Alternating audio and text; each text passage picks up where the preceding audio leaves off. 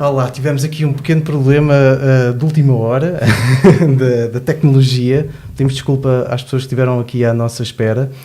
Na verdade, eu já tinha começado aqui a entrevista com o Joaquim Paulo, por isso eu vou recomeçar.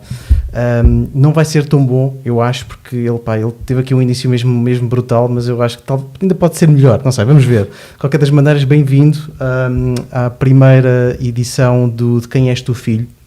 Este programa estava para se chamar de Quem És Tu Filho Pá, que é uma forma mais agressiva que a malta normalmente aqui da praia costuma usar para saber quem é que... Qual é que é a ascendência de certa pessoa, a ver se vem de boas famílias ou não, mas eu decidi retirar o pai, portanto assim fica mais amigável.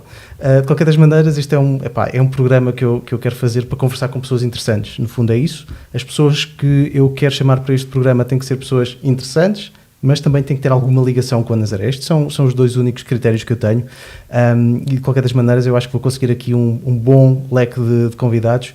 A começar aqui pelo meu amigo Joaquim Paulo, tem 46 anos, é o diretor da Gazeta das Escaldas, tem uma longa experiência no jornalismo e eu quero falar um pouco sobre isso, mas sobretudo agora quero perguntar uma coisa muito simples, que é de quem és tu, filho, Joaquim?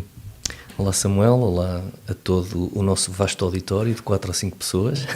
Eu espero que este não seja o primeiro do último programa que tu tenhas, espero que tenhas mais convidados e pessoas muito mais interessantes do que eu. Mas, de qualquer modo, quem é que eu sou filho? Sou filho de um embarcadiço, do Joaquim Salvador Anastácio, e sou filho de uma peixeira, da Lúcia Maria Falache Vidinha. Sou um orgulhoso nazareno. Costumo dizer, meio a brincar, meio a sério, aos meus amigos, aos palequinhos, que eu tenho um sangue puro, apenas e só um sangue oriundo da Nazaré, e eu estava a dizer-te há pouco, e é verdade, eu fui fazer esse levantamento, tentar fazer algum levantamento, não foi a árvore genealógica, mas espero um dia ter tempo para fazer, mas fui procurar e até ao final do século XIX não encontrei nenhuma referência a familiares que não sejam nados e criados aqui na nossa terra, e isso para mim, posso dizer, é um sentimento até de orgulho, porque realmente a minha família, as minhas raízes são todas nesta terra, e todas ligadas ao mar. Os meus avós foram ambos pescadores, o meu avô Estragado, toda a gente da Nazaré conhecia, se calhar, o Estragado, foi um pescador do bacalhau, portanto, fez várias viagens por esse mundo afora. O meu avô Augusto era um pescador, chegou a ser mestre de embarcação embarcações aqui da nossa costa, e a minha família toda, do lado da minha avó materna e da minha avó paterna, todas foram comerciantes de peixe, toda a gente vendeu fora da Nazaré. A minha avó Diamantina vendeu na zona da Golpilheira, da Batalha. A minha avó Manuela e a minha família toda do lado da minha mãe, todos venderam peixe na Benedita. E é engraçado porque realmente eu adoro a Benedita, e às vezes pergunto-me se não é pelo facto de eu ter conhecido a Benedita ainda na barriga da minha mãe, que realmente tenho essa relação também com aquela terra que é realmente muito próxima, porque do lado da minha mãe realmente toda a gente vendeu, e eu também, claro, e a minha irmã, vendemos peixe na Benedita. Portanto, quem és tu, filho? A única coisa que eu faria neste teu título de programa era, em vez de um O, ter um E no fim. Quem és tu, filho? Sim, verdade. Mas isso é só uma questão de estilo. Podemos ainda alterar, eu acho que faz sentido.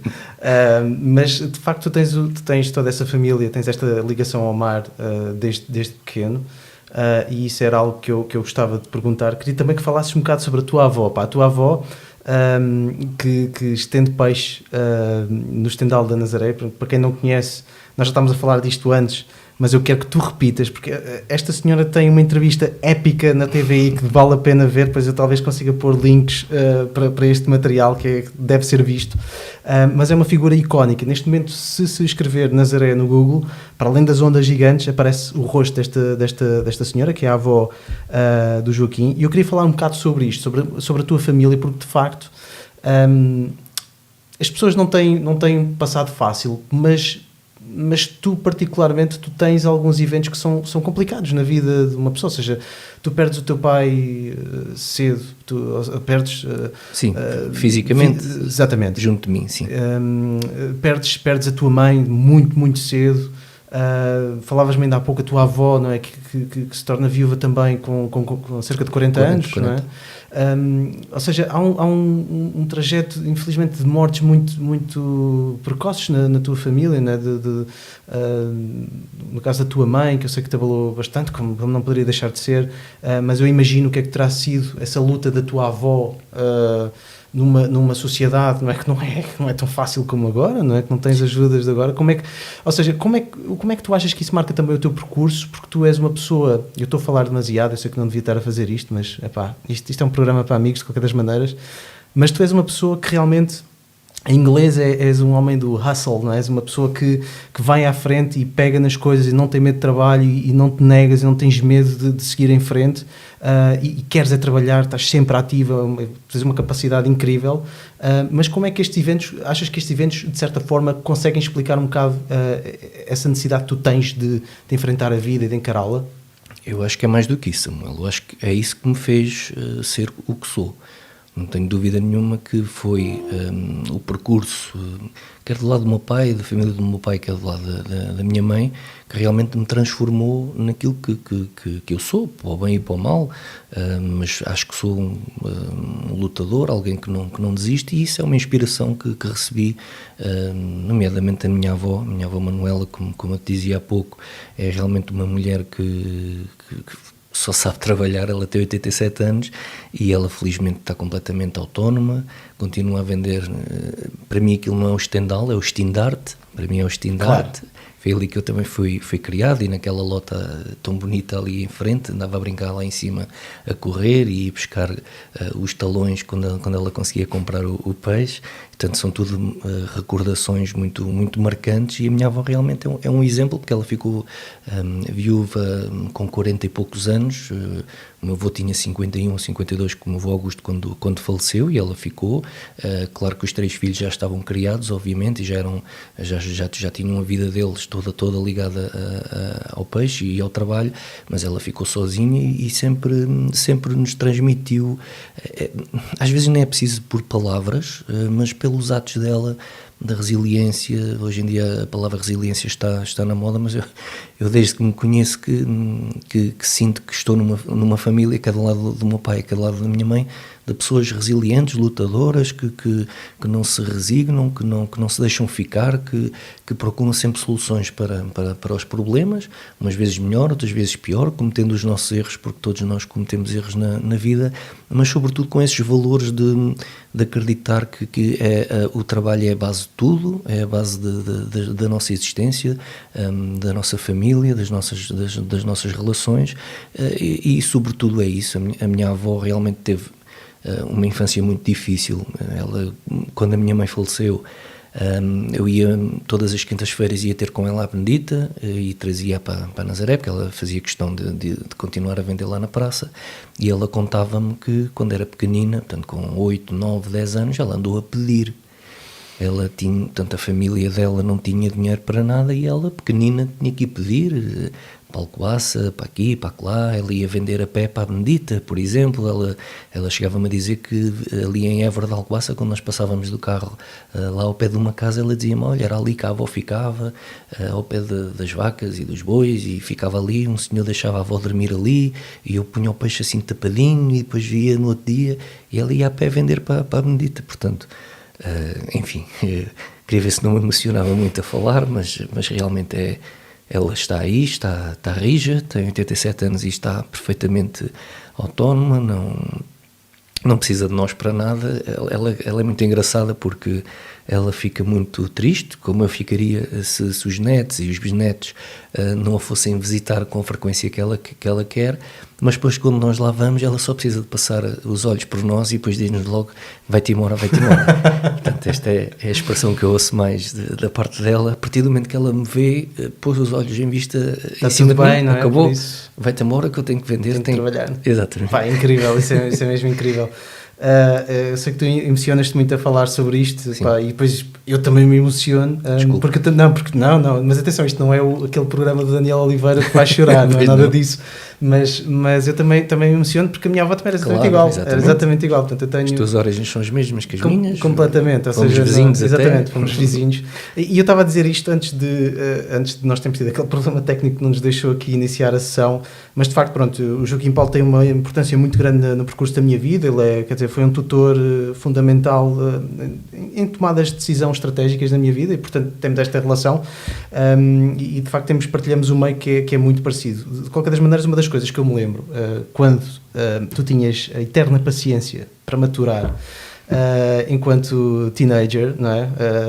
As borbulhas continuam, mas eu acho que já amadureci mais um bocado. Mas a inteligência também e o talento também. Claro. mas uma das coisas que eu me lembro, quer dizer, eu queixava-me de muitas coisas a ti, os meus dramas de adolescente, não é? Típicos de adolescente, e eu lembro-me, tu ganhas juízo, tu não tens drama nenhum, olha a tua avó, olha a minha avó, isso é que eram dramas, meu. Não tinham nada para comer, viviam na miséria e mesmo assim não se queixavam. Ou seja, tu sempre tiveste essa atitude. Mas mais do que isso, uma das coisas que eu realmente gosto em ti é que, e daí eu queria que mesmo que tu fosses o meu primeiro convidado, porque não há pessoa que tenha tanto orgulho em ser de Nazaré como tu, eu acho. Deve haver. Não sei, talvez igual, mas mais do que tu não. Ou seja, tu és um grande embaixador da Nazaré onde quer que vás, e eu já assisti inclusivamente ao Joaquim Paulo a chatear-se com pessoas, porque pessoas disseram mal da Nazaré, e às vezes com razão. Por exemplo, a Nazaré tem muito cocó de cão. Eu lembro-me de uma conversa que tu passaste completamente. Eu não me recordo. Por um paleco estar a dizer-te isto no restaurante. Mas esse orgulho virá certamente dessas raízes que tu estavas a dizer, ou seja, desse contexto familiar que tu tens. Falávamos também ainda antes de começarmos aqui esta entrevista de recordar um pouco aquilo que eram as brincadeiras de infância, não é? O poder brincar na areia. Na tua altura, tu és velho, tens 46 anos, mas na tua altura havia barcos na areia, neste momento só há para os ingleses verem. Mas há uma coisa que eu te queria perguntar, e fazendo agora a ponto com os dias de hoje, esse sentido de comunidade que existia de antes continua a existir? É uma pergunta que eu te faço. E uma segunda questão, que é suposto as novas gerações terem o mesmo orgulho que nós tivemos da Nazaré, porque essa Nazaré já não existe, em bom ver. São duas excelentes questões, às quais eu tenho respostas difíceis para dar. E podemos começar pelo fim. Nós não podemos exigir aos jovens de hoje que tenham o mesmo sentimento, o mesmo orgulho na Nazaré que eu tinha, nomeadamente. Tu és um bocadinho mais novo do que eu e já passaste por uma adolescência diferente da minha, mas eu não posso pedir hoje ao meu filho, à minha filha, que tenham o mesmo orgulho na Nazaré do orgulho que eu tinha. Porquê? Porque eu fui criado na areia, eu fui criado a brincar livremente. Eu costumo brincar com os meus filhos a dizer que eu tenho os pés muito, muito duros, porque nós andávamos no Alcatrão no verão a jogar a bola descalço, mas nós não usávamos chinéis, não havia nada dessas, não tínhamos toalha para ir para a praia, não era preciso, a gente encostava-se ao muro e tirávamos o que tivéssemos em termos de água, com a areia. Portanto, todas essas pequenas vivências ajudam a moldar-nos e ajudam-nos também a criar, de alguma maneira, um sentimento de pertença a uma comunidade. Hoje em dia não se pode pedir a um adolescente que passa 8 horas por dia ao telemóvel, em redes sociais, com tantos estímulos visuais, não se pode pedir que eles olhem para a Nazaré da mesma maneira. E, portanto, desse ponto de vista, objetivamente, não creio nem que eles tenham o mesmo tipo de orgulho, nem, sobretudo, que tenham a mesma visão das coisas. Aquilo que eu posso dizer é isto. Eu tive uma infância difícil, muito difícil, com muitas situações complicadas, com muitos eventos complicados, mas fui uma criança muito feliz.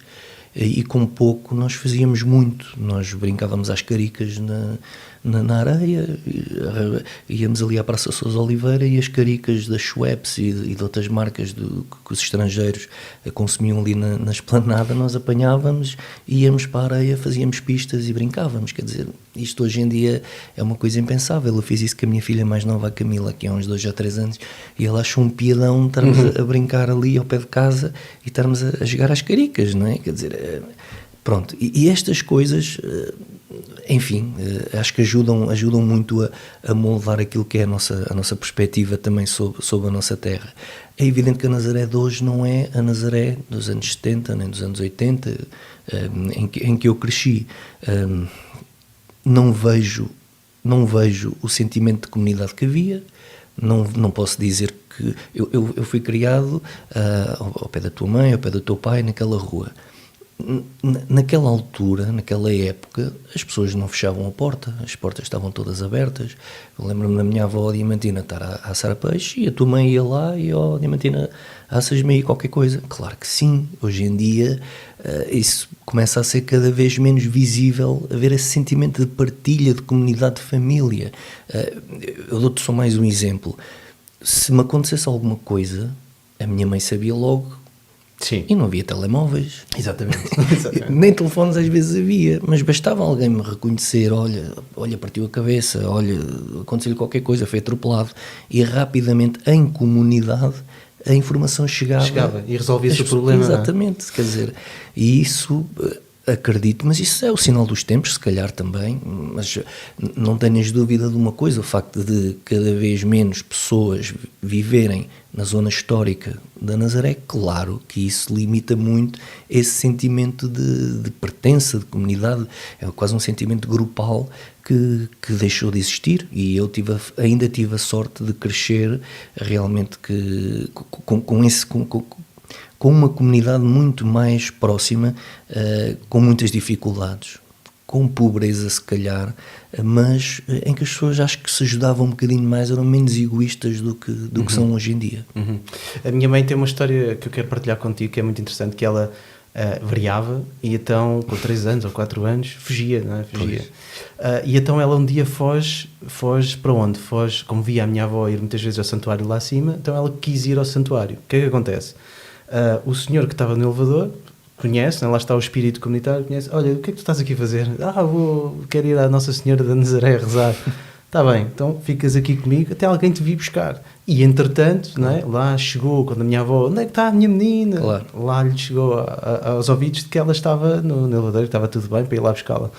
Mas quer dizer, hoje em dia, isto, só de pensar, não é? Eu tenho um filho, sim. Isto, eu quase que entro em pânico, não é? Se o Vasco passa uma esquina e eu já não o vejo, eu já entro em pânico. Não vou dizer, Samuel. Eu sei, eu sou um bocado galinha. Também fui um bocado assim e cada vez mais quero libertá-los e eles precisam de crescer também. É verdade. Eles precisam de crescer. Mas isto lá está, é o sinal dos tempos. De qualquer das maneiras, é sobre esse tempo que eu também queria falar contigo, porque eu tenho o privilégio de estar aqui a conversar com alguém que reporta a Nazaré. Há quanto tempo? Há quanto tempo é que tu fazes jornalismo? É sim, em termos profissionais, sou profissional de jornalismo desde 1997. 97? Enquanto profissional, portanto, 24 anos. Enquanto jornalista colaborador, enquanto pessoa que se interessava por isto, desde 1991. Eu costumo dizer que a minha carreira começou oficialmente no dia 2 ou dia 3, não tenho bem certeza, de janeiro de 1991, porque foi quando fui a Porto Alegre fazer um relato de um Porto-Alegrense 2, Nazarenos 0, para a 3ª Divisão Nacional, para a Rádio Nazaré. Eu tinha 15 anos. Uau! Tinha 15 anos e esta história merece ser contada porque, e o Carlos Santos, se nos estiver a ouvir, vai se lembrar bem. Naquela época os nazarenos já estavam praticamente despromovidos, tínhamos descido de divisão praticamente, mesmo em janeiro as coisas estavam muito difíceis, e uma viagem da Nazaré a Porto Alegre em 1991 demorava 6 horas, 5 horas. Então ninguém dos relatadores habituais, ninguém estava disposto a perder um dia inteiro de domingo para ir para o Alto Alentejo, para fazer um relato, para perdermos o jogo e depois para chegarmos às tantas. E eu disse, olha, se ninguém quer ir, eu não me importo de ir, estou aqui. E pronto, e depois tomou-se a decisão, está bem, então tu vais lá, mas não é preciso fazer relato, não sabes fazer relatos, mas fazes um diretozinho e dizes o resultado e não sei o quê.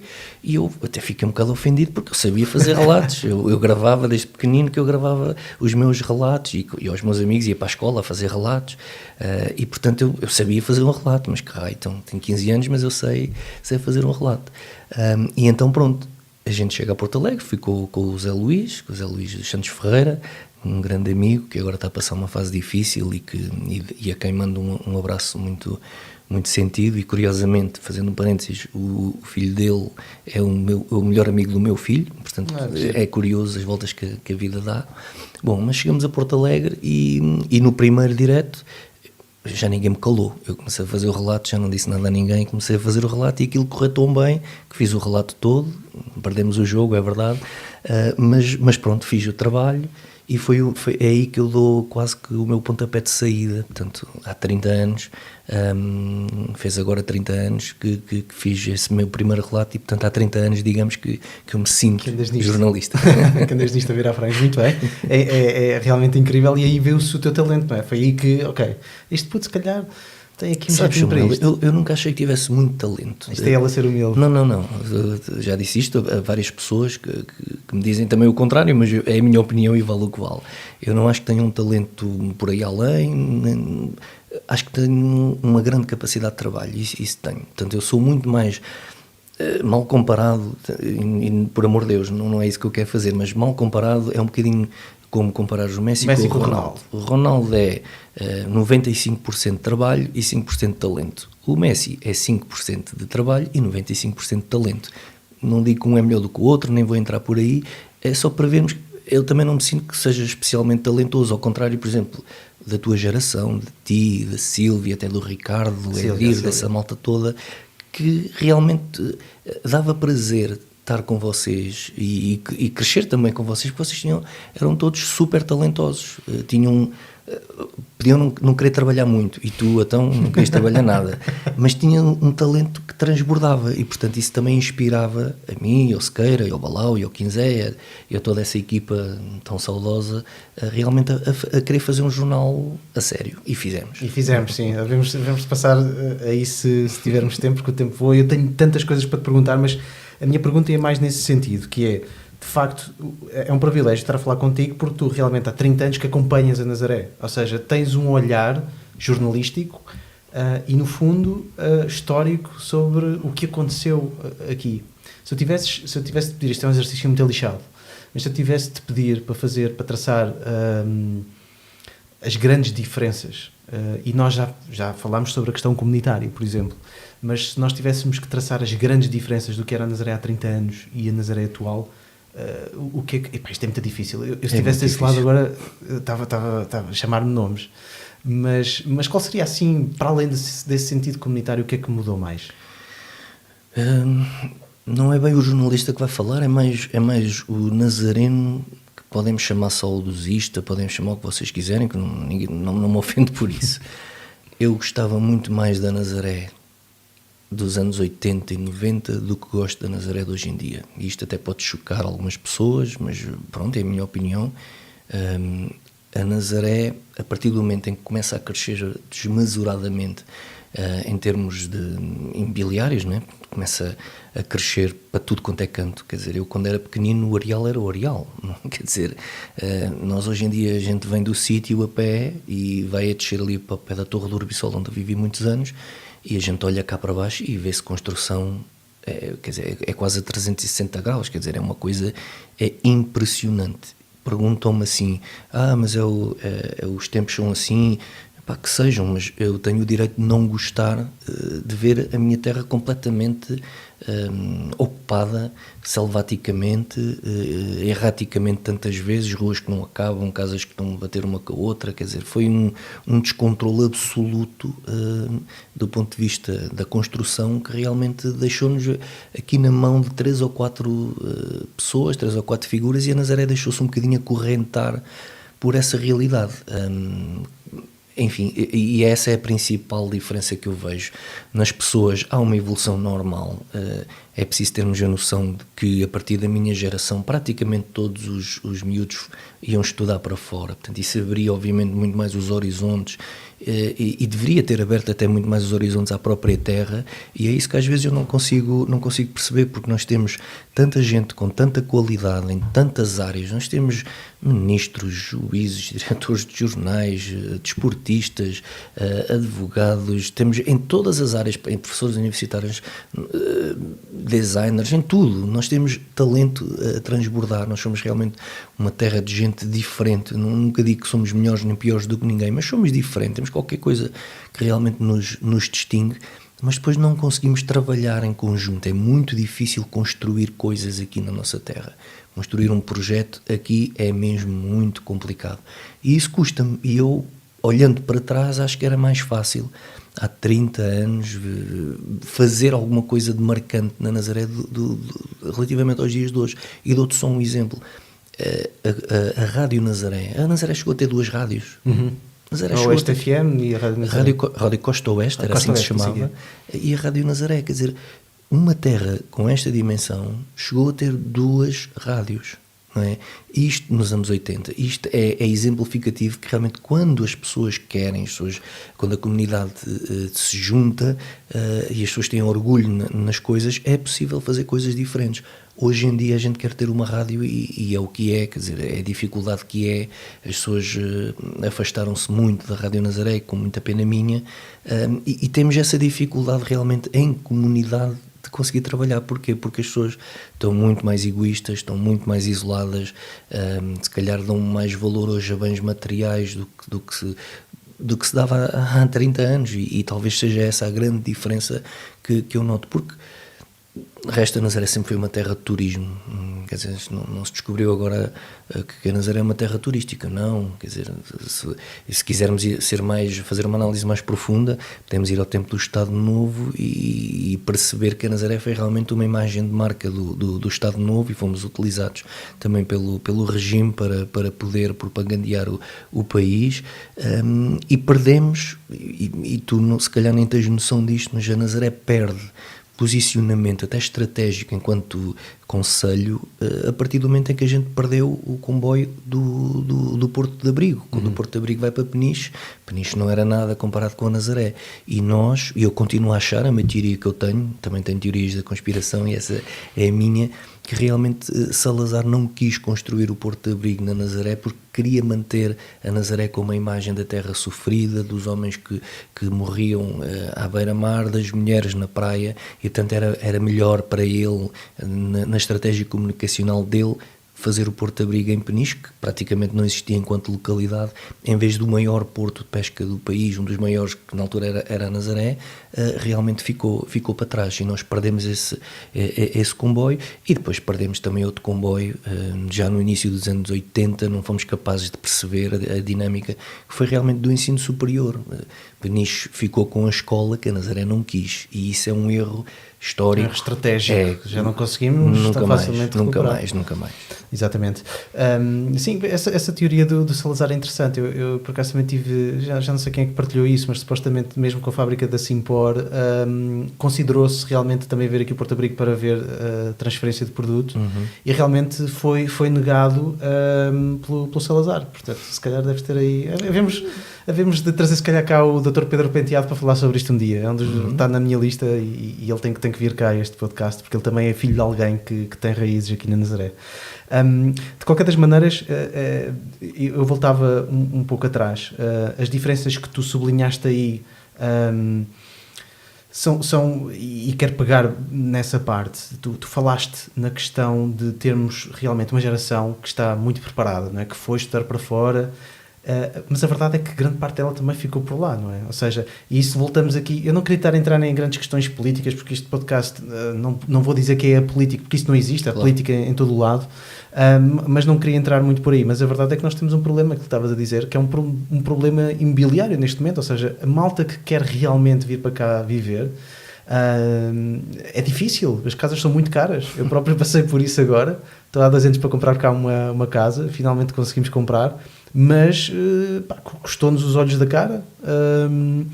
E não foi fácil, tivemos 2 anos à procura, e portanto o que eu acho também é que não soubemos aproveitar esta oportunidade que existiu, porque casos como o meu há muitos. Eu trabalhava em Lisboa e com a pandemia foi a única coisa boa que trouxe para mim foi o facto de poder trabalhar remotamente, e não soubemos aproveitar isto, de realmente captar esta malta que está a trabalhar, que pode trabalhar remotamente, para vir trabalhar para cá, para Nazaré. Mas pronto, isto estou aqui eu já a divagar imenso. Eu quero falar, porque o tempo vai passando, e eu quero falar da tua ligação aos nazarenos. Já falámos aqui, de certa forma, do teu papel a relatar os nazarenos, mas é uma paixão incrível a que tu tens pelo clube. E queria falar também dessa parte, que é, tu tens uma parte, tu és jornalista desde sempre, desde pequenino, sim. Mas sempre também alimentaste o sonho de ser treinador. Epá, tu adoras futebol. És do Sporting, parabéns pelo campeonato. Eu, por acaso, quando vocês ganharam o campeonato no ano passado, eu disse, agora o Joaquim Paulo está contente, por isso ainda bem que ganharam. Mas como é que tu, para já, consegues conciliar estas duas coisas? Tu, durante muito tempo, foste jornalista e também treinador. Eu queria que tu falasses um bocado sobre essa experiência, sobre o que correu bem e sobre o que não correu bem. Nos nazarenos. Nos nazarenos, quer dizer... Os Nazarenos é o meu clube do coração. Antes do Sporting, para mim, está os Nazarenos.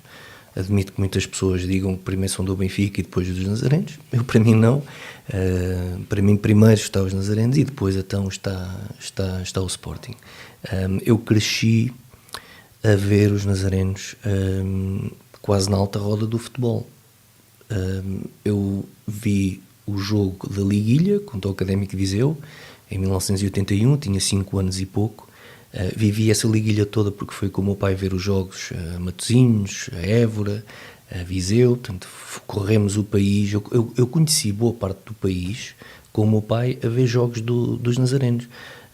A gente foi a Nisa, a Lausanne, a Gouveia, eu sei lá, nós corremos o país todo, e portanto foi uma paixão que eu herdei do meu pai. Aliás, se eu sou jornalista é por causa do meu pai.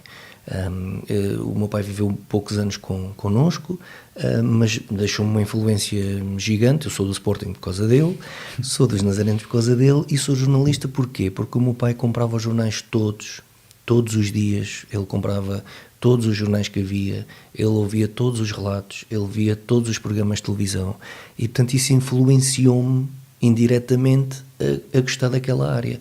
E realmente eu desde muito pequenino que percebi que era aquilo que queria fazer, sonhava fazer. Não sabia se era possível ou não, não sabia, mas era aquilo que eu queria fazer.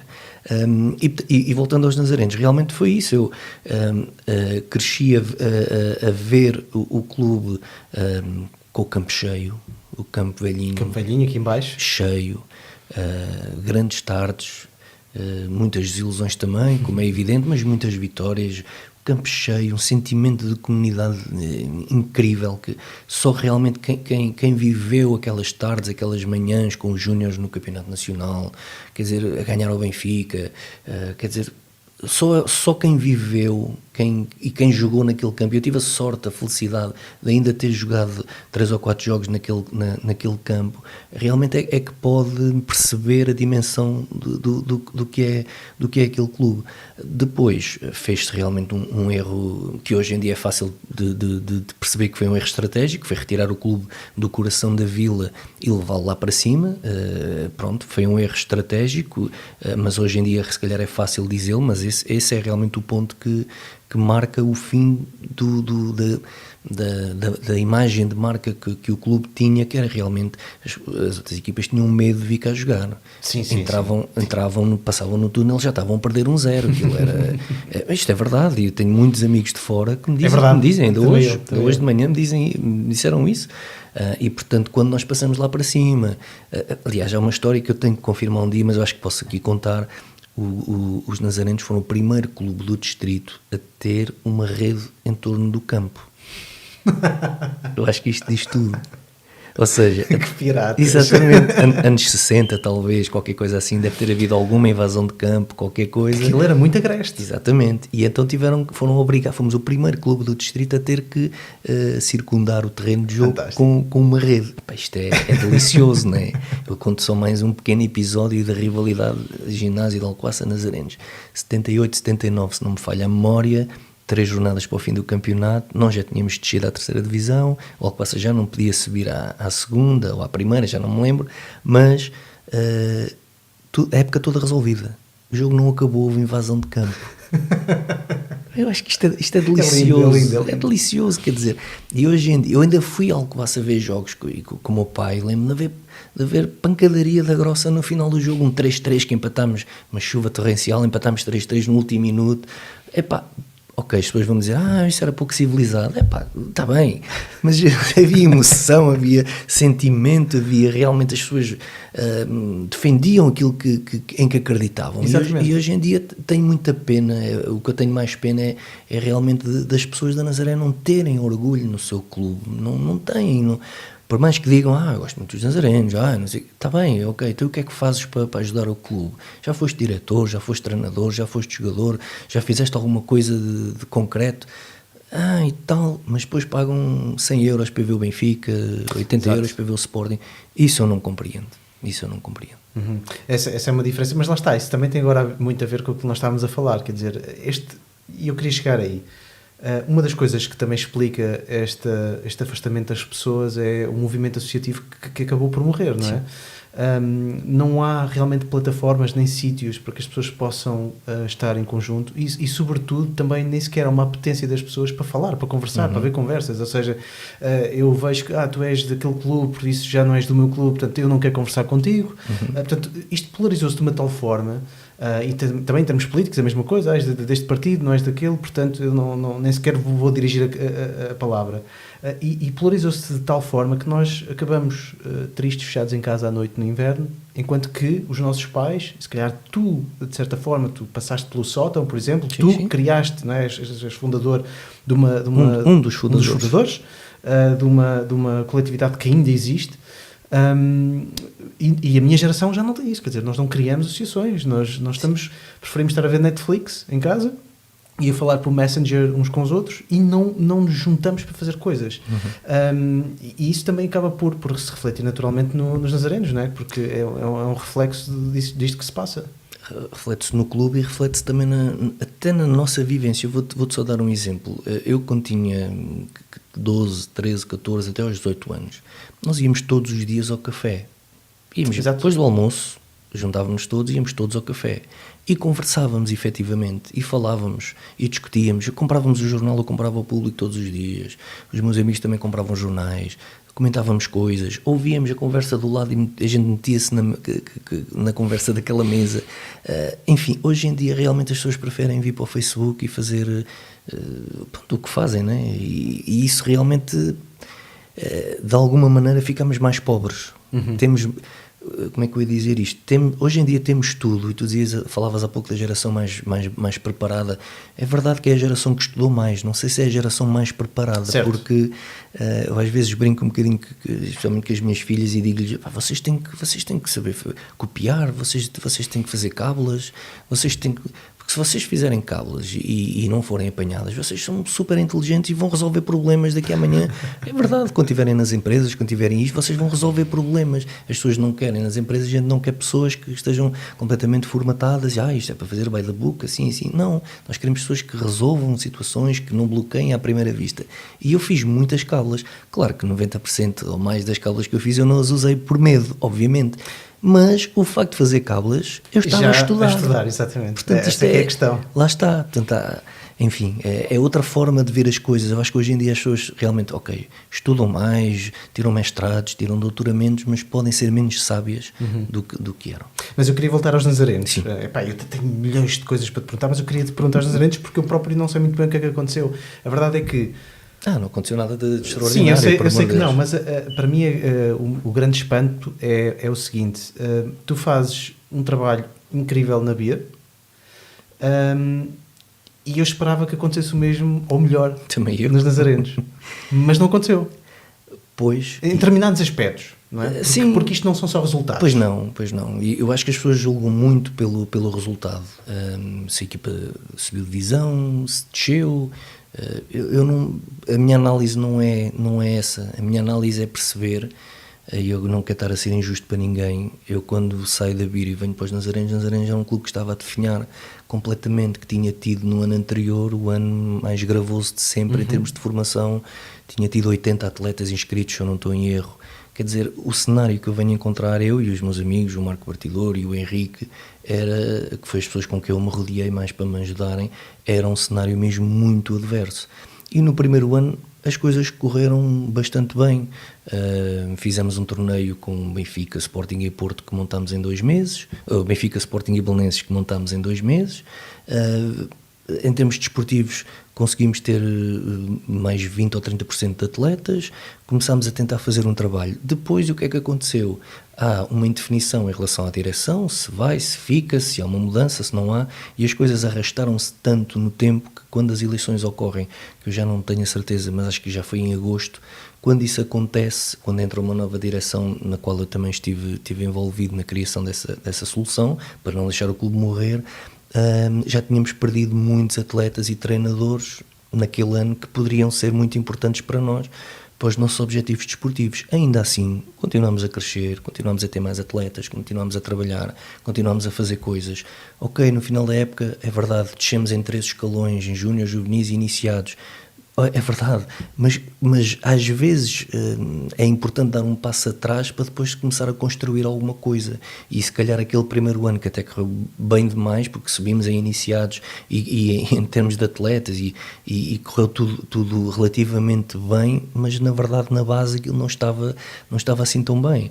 Depois tenho um último ano em que deixei a coordenação porque não conseguia acumular, estava a tirar o curso de 2º nível, trabalhava, né? Portanto eu não podia estar a acumular tanta coisa e fiquei só como treinador dos iniciados. Fizemos uma época maravilhosa, não subimos divisão por 1 ponto, mas fizemos um trajeto que se calhar ninguém acreditava que era possível, só nós, e acabámos essa época num torneio na Suécia, que é só o maior torneio do mundo de futebol, e foi um ano inesquecível. Mas lá está, Samuel, eu não olho para o futebol e para o treino apenas para os resultados. Para mim é mais importante, até miúdos que jogaram um pouco comigo e eu tenho uma relação com eles incrível. Para a vida, não é? Para a vida, que encontro na rua e mesmo com Covid dão-me abraços e beijinhos e tudo. E para mim essas são as minhas vitórias. Não é se ganha mais 3 jogos, se ganha mais uma taça. Não, isso interessa pouco, porque daqui a 20 anos ou 30 anos aqueles meninos vão olhar para trás e vão dizer: olha, aquele tonto ajudou-me, aquele tonto gostou de mim, aquele tonto cuidou de mim, preocupou-se comigo quando se calhar os meus pais andavam a fazer outras coisas ou não tinham tempo ou não sei o quê. E portanto isso para mim é a maior vitória que eu posso ter, é o reconhecimento dos meus atletas, dos meus meninos como eu lhes chamo, e dos pais, que tenho pais que ficaram meus amigos para toda a vida, e pronto. Só que chegou um momento em que eu tinha realmente que parar, tinha a minha vida, tinha a minha família, e eu também tinha que dar um bocadinho de prioridade à família. Se me dissesse assim, mas voltavas atrás e tinhas continuado, tinha, sim, tenho umas saudades imensas, mas pronto, a vida é assim. Depois a vida acabou por me proporcionar um outro desafio profissional que me levou para fora da Nazaré, e pronto, e as coisas acontecem sempre por uma razão, e pronto, desejo o melhor a todas as pessoas que estão no clube, tudo aquilo que eu puder fazer para ajudar, cá estou, mas pronro. Mas é um até já, não é sempre, não... Eu espero que sim, espero voltar, espero tão depressa quanto isso for possível e as condições também estiverem reunidas para isso, porque é o meu clube e, portanto, nós ao contrário do que as pessoas dizem, que não devemos voltar aos sítios onde fomos felizes, eu acho exatamente o contrário. Se eu fui feliz ali, porque raio é que eu não posso voltar ali e voltar... A felicidade constrói-se, não é? É uma coisa que está inerente a um sítio. Exatamente.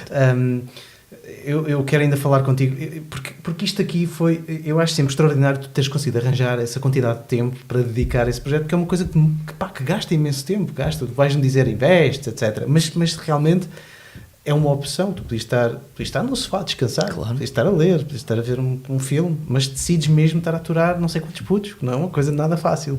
A minha pergunta, e refletindo também um bocado o meu passado, que tu tiveste a paciência para me estar a aturar a mim, e ao Edir, e ao Menezes, e aquela malta toda, fizeram o mesmo por ti, e é por isso que tu sentes que tens que contribuir. Sim. É uma coisa natural.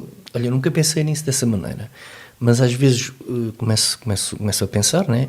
E eu tive realmente a sorte de sempre me ter cruzado com pessoas que me ajudaram muito no meu percurso. Eu tinha 15 anos, lá está, e deram uma oportunidade para fazer um relato. Eu tenho que estar eternamente grato a essa pessoa. Eu não tinha transporte para ir fazer os Jogos dos Nazarenos para o Diário de Leiria, nomeadamente, eu não tinha transporte e eu ia com o autocarro, ia no carro com ele, e ele levava-me e pagava-me um almoço, e a minha mãe dava-me o dinheiro para eu pagar e ele não aceitava e ficava ofendido. Quer dizer, tanta gente, o Balau, que foi uma pessoa super importante para mim, que acreditou em mim, que me ajudou tanto, o Sequeira, que também foi uma pessoa com quem eu adorei trabalhar, tivemos uma parceria muito frutuosa, tantas pessoas, eu vou-me estar aqui a esquecer de pessoas e não queria, mas tantas pessoas que foram importantes e que eram mais velhas e que não tinham nenhuma obrigação particular de me ajudar e que me ajudaram, o Arthur, tantas pessoas que foram importantes e que me ajudaram, e eu nunca fiz nada com o sentido, vou ajudar para depois ser ajudado. Não é nada disso. Claro. É porque me sinto bem, eu treino, eu não quero treinar séniores, por exemplo. Não quero, nesta época recusei ser adjunto de uma equipa de séniores, porque não quero, não me interessa, não é uma coisa. Que isso era um objetivo teu. Séniores não. Uma coisa é futebol profissional, sair para um sítio qualquer. Certo. Isso, claro que sim. Irrecusável. Isso é o sonho da vida agora, não é? Mas não. Mas aqui a nível regional, não. Séniores não é uma coisa que me puxe, que me interessa. Eu gosto de treinar os pequeninos. Os meninos de 5 anos e 6 anos são os mais divertidos. A gente fazer treinos com meninos de 5 anos e 6 anos, em que eles marcam golos na própria baliza e festejam, é assim uma coisa deliciosa. Essas coisas, eu olhar hoje para os meus meninos que foram meus jogadores há 10 anos e ver que eles agora são homens, já estão na universidade, que estão a acabar a universidade, que estão a fazer percursos dele, eu olho para eles, realmente incrível, não é? É incrível, é um bocadinho olhar para ti, olhar para a Sílvia, que tem uma carreira incrível e que eu sempre disse, a Sílvia tinha 13 anos e hoje esta miúda vai ser uma jornalista fabulosa e vai ser uma escritora fabulosa, só falta não, ela já é uma escritora fabulosa, portanto, o talento estava lá e eu percebia isso, quer dizer, eu não estava a fazer favor nenhum, por amor de Deus, nada disso. Aquilo era tão puro, era tão natural, orgânico, exatamente, quer dizer, era tão frutuoso que pronto, e no futebol é exatamente isso. É eu perceber que daqui a amanhã, quando eu for velhinho, daqui a muitos anos, quando eu for velhinho, se eu estiver a passar na rua, eu tenho a certeza que aquele menino aquele homem vai dar a volta e vai me cumprimentar e vai dizer ao filho, ao neto, olha, este homenzinho, isso é impagável, pois, é verdade. E já hoje acontece, Isso é porque já és velhinho. Sim, também é verdade. Que há dias fui ver um jogo e estava lá um ex-jogador meu que quase não jogou comigo, jogou pouco, porque teve lesões, teve problemas, mas enfim, deu-me um abraço tão sentido, obrigado, mister, estou cheio de saudades suas. Eu ganhei o dia, não precisei de mais nada. Espetacular, sim, e é isso que fica no fundo, mais do que qualquer outra coisa. Eu quero abordar mais 2 temas contigo, eu tenho mesmo que abordá-los. Tu eras, antes de teres aceitado o cargo de diretor da Gazeta das Caldas, foste o diretor do Região de Cister. No fundo tiveste um percurso também verdadeiramente impressionante lá, porque acabas por salvar o jornal, enfim, não temos propriamente tempo para discorrer sobre isso, mas eu gostava de falar aqui um bocado, porque essa é uma matéria também que me interessa, como deves calcular por formação, que é o estado do jornalismo aqui. E não sei se as pessoas vão interessar muito sobre isto, mas eu acho que é um tópico verdadeiramente interessante, porque nós ainda há bocado falávamos que realmente as pessoas estão muito polarizadas, não há uma conversa, ninguém consegue debater, ninguém consegue perceber, ok, este tipo eu não me enquadro nas ideias dele, mas se calhar há ali alguma coisa que possa ser interessante. Não há esta capacidade de empatia.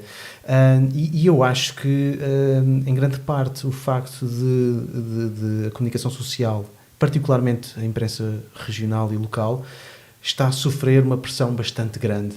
E isso causa também esses problemas de plataformas de comunicação entre a população. Como é que se sai disto aqui? Eu não sei, isto é uma resposta muito, muito, muito difícil também, mas como é que, mais do que como é que sai, que eu não estou à espera que tu dês a resposta messiânica, como é que tu vês realmente aqui os próximos passos no jornalismo e o que é que faz falta, mesmo da parte da comunidade, para apoiar mais o jornalismo e perceber que realmente tem um papel fundamental na Nazaré e noutras localidades? Samuel, essa é uma pergunta muito importante, mas muito difícil. Eu vou-te só dar este exemplo. Com todo o respeito que eu tenho pela região da Nazaré e pelas pessoas que lá trabalham, tirando o Quinzé, eu não conheço ninguém da Nazaré que trabalhe naquele jornal. Que eu saiba, a Nazaré não tem um jornal desde que algumas pessoas saíram de lá, mas se calhar há mais de 15 anos, que a Nazaré não pode dizer que tenha efetivamente um órgão de comunicação como teve, porque teve vários, e foram importantes em termos sociais no Conselho. Nem vou estar a citar nomes, mas a Nazaré teve vários jornais publicados ao mesmo tempo e que foram importantes para o debate, foram importantes para levantar questões, e que infelizmente isso hoje não acontece. E depois temos, infelizmente, não quero estar a ser injusto para ninguém, mas não vejo uma Rádio Nazaré com um departamento de informação que faça verdadeiro jornalismo. Uma coisa é ler notícias que saem noutros sítios ou saem na Luz, outra coisa é ter um departamento ou pelo menos um jornalista profissional que trabalhe. E quando isto acontece e a comunidade não se manifesta, eu acho que isso é o maior sinal de que realmente a nossa comunidade está doente. E a comunidade está doente há muito tempo, e eu posso dizer que também foi isso que de alguma maneira me foi levando a afastar um bocadinho da cobertura, e hoje em dia praticamente não faço nada sobre a Nazaré porque não quero, porque não me revejo em muita coisa, mas sobretudo não me revejo na comunidade, porque eu dou-te só este exemplo. Eu lembro-me da minha luta para implantar o Região de Cister aqui na Nazaré, porque era o Jornal da Alcobaça. E eu percebia isso, não tem Nazaré no nome, e eu percebo, ok, mas nós fazemos um trabalho, nós acompanhamos, nós estamos em todas as reuniões de Câmara, Assembleias, e fazemos E o jornal tinha uma aceitação muito grande junto da comunidade, as pessoas liam, comentavam, e o Região de Cister tinha essa força porque fazia esse trabalho, coisa que não acontecia com outros órgãos de comunicação. E, portanto, eu acho que o futuro tem que passar, isto só lá vai, o jornalismo só regional, tal como o outro, mas o jornalismo regional só se pode salvar com muito bom jornalismo e com jornalistas.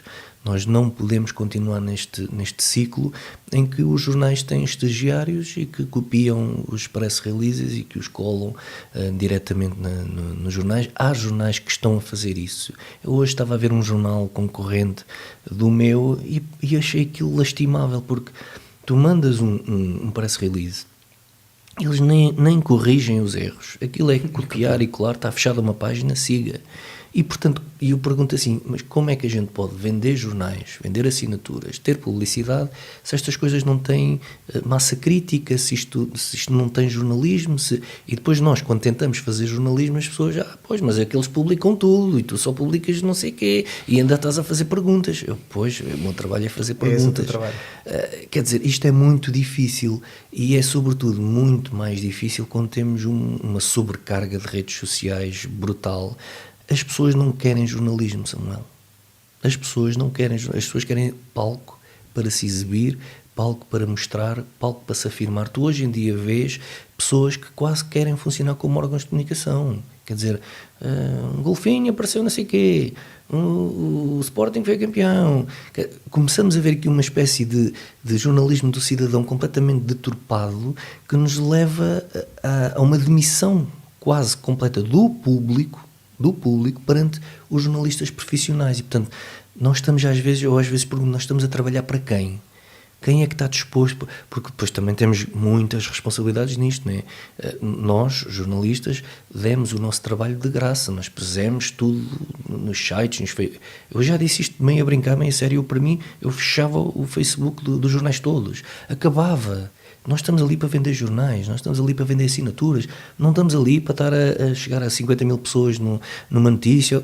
Isso não paga nada, o online nunca vai pagar o jornalismo de qualidade, nunca. Há um ex-diretor do El País que disse numa entrevista aqui há uns anos a uma revista do Observador, e ele disse isto, e é verdade: os jornais do futuro não vão custar €1, têm que custar 20 ou 30 euros, porque o esforço que é despendido, a máquina que é preciso ter montada para ter um jornalismo de qualidade é brutal. E, portanto, ou as pessoas pagam aquele serviço, ou então não há possibilidade de manter os jornais e as rádios e as televisões da maneira como elas têm existido. A nível local, só lá vamos com cada vez melhor jornalismo, e eu, felizmente, na Gazeta das Caldas temos tido um feedback muito, muito grande do trabalho. É um jornal, é o maior jornal do distrito, não tem comparação possível. É uma referência nacional. Sim. Não é um jornal qualquer, não é um jornaleco. Não é. É curioso, às vezes penso nestas coisas. Eu fui diretor num jornal em Alcoaça, sou diretor num jornal nas Caldas, é diretor adjunto, mas enfim, é diretor, e nunca fui diretor num jornal na Nazaré. Da Nazaré, é verdade. É engraçado. Não fui porque não quis ser, e ainda hoje me orgulho dessa decisão que tomei, porque achei que não estava preparado, que era muito jovem, e não quis aceitar essa responsabilidade. Mas pronto, é mais uma coisa. Mas tu ganhasses o Euromilhões amanhã? Tu jogas no Euromilhões? Não jogas nada. Não. Mas tu ganhasses se jogasses o Euromilhões e ganhasses o Euromilhões, era uma das coisas que tu fazias, era gastar aqui dinheiro? Claro que sim. Eu pergunto isto porque no início da entrevista tu falaste um bocado enfim, da tua desilusão, não é? Da tua desilusão para com a Nazaré. Uhum. E é interessante que eu tenho vindo a ouvir isto cada vez mais e mais pessoas. Mas no entanto não desistias dela, não é? Portanto, não. E isso era, ou seja, deixa-me adivinhar. Portanto, o Joaquim Paulo investia para aí 1 milhão no jornal, não é preciso tanto. Não, mas fazes uma coisa como deve de ser. Não é preciso tanto. E se calhar 2 a 3 milhões dos nazarenos. Claro, eu acho que isso era fundamental. Claro. Não é? Ok. Dois objetivos: era pôr os nazarenos na primeira divisão, obviamente. Isso era relativamente tranquilo, e depois era ter um jornal, mas isso eu ainda vou fazer. É uma notícia que eu te posso dar em primeira mão.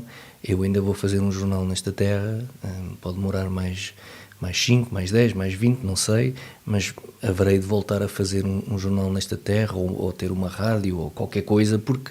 Isto porquê, Samuel? Porque, apesar de tudo, e apesar de estarmos a perder identidade, nós ainda temos uma coisa que os outros não têm. Nós temos uma identidade ainda muito, muito forte, muito vincada, e que nos permite ter conteúdos que interessam aos nossos, que estão no estrangeiro e que estão fora, e que querem manter a ligação, e interessa até aos paluquinhos de fora.